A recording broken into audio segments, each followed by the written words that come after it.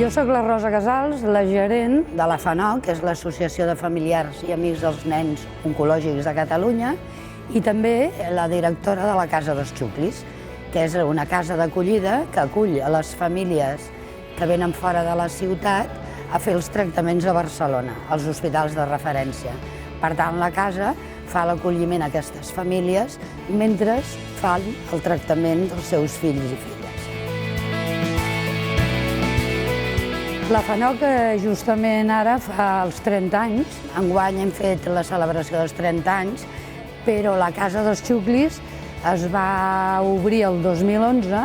Cada any acull unes 170-180 famílies. Nosaltres, quan arriben, el que fem és un acompanyament a la família.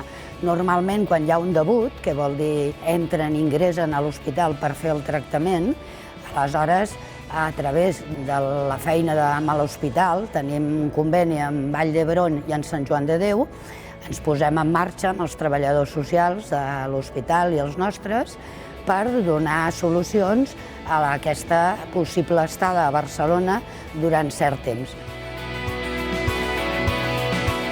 El missatge és: estem aquí per acompanyar i per treballar amb els hospitals i amb els equips sanitaris. Volem que la societat coneixi que existeix i que s'impliquin.